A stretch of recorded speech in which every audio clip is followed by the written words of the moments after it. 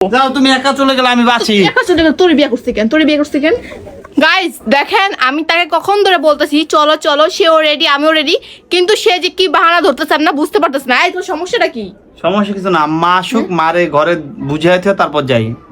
আজব কথা তো। আসলে গাইস আজকে হয়েছে আমার ভাইয়ের জন্য একটা মেয়ে দেখতে যাব, ঠিক আছে? তো ওই দেখেন আমি কত সুন্দর করে শাড়ি পরে রেডি হয়ে গেছি, ঠিক আছে? তো তাকেও আমার সুন্দর করে দেখেন ম্যাচিং ম্যাচিং ড্রেস পরছি, ঠিক আছে? লাল সাদা অনেক সুন্দর লাগে। তো তোমাকে এত সুন্দর করে রেডি হয়েছে, আমি এত সুন্দর করে রেডি হয়েছি, তুমি তোমার মারে কেন টাকতাছো? তোমার মারে কেন টাকতাছো? বোকা নাকি? আমি তো বলছি যাবো, আমার মা তো আমাদের সাথে যায়, তাকে নিয়ে যাবো, নাহলে বাসায় থাকলে তাকে বাসায় থুয়ে যাবো, সেই ডিউটি থেকে আছে আসবে আর আধা ঘন্টা। আরে ভাই তোর মা তো আসবে 10টা বাজে, 8টা বাজে ছুটি হবে, 7টা বাজে 8টা বাজে ছুটি হবে। আধা ঘন্টা কি সময় না? তোমার লেগে এত সময় কেন? বাসায় কারো কাছে চাবি দিয়ে যাবো, চলো। না না বাসায় কারো। এই যে গাইস দেখেন, এই যে এটা আমি মনে করেন নিছি আমার ভাইয়ের জন্য, এই প্যান্ট নিয়ে যাবো। তো তোমার প্রবলেম নাকি? তুমি উঠতেছো কেন? আমাকে রেডি করার কি নাটক করতেছো? সমস্যা না, আমার একটা প্যান্ট যাক, সমস্যা নেই। তোমার একটা প্যান্ট যাক মানে? তোমার প্যান্ট মানে কার প্যান্ট? হ্যাঁ আরে রে আমি না বুঝি না তোমার সমস্যা কি ভাই, বলো তো। গাইস দেখেন আমি এত সুন্দর করে রেডি হয়েছি, এরপরও সে আমাকে নিয়ে যেতেছো না। একদম একা চলে যাবো। যাও তুমি একা চলে গেলে আমি বাঁচি। একা চলে গেলে তোর বিয়ে করছিস কেন? তোর বিয়ে করছিস কেন?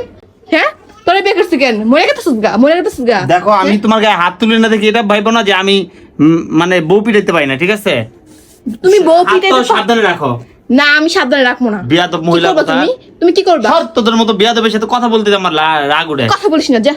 ফালতু মেয়ে, যা তুই যা। কি একটা অবস্থা দেখেন, কত সুন্দর করে রেডি হইছি। তুই যা না বোন, যা, একা একা যাস না।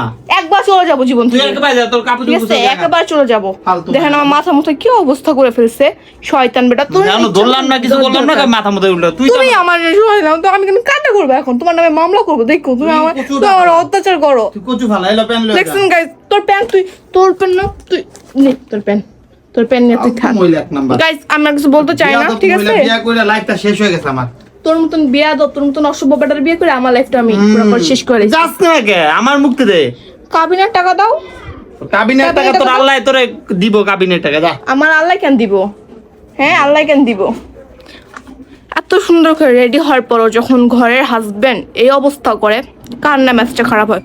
তো গাইস ভিডিওটা শেয়ার করেন, আর কার কার হাজবেন্ড এরকম করে, কোনোখানে যাইতে হলে রেডি হলে তারপর এরকম নাটক শুরু করে। আর কিছু বলবো না, আল্লাহ হাফেজ।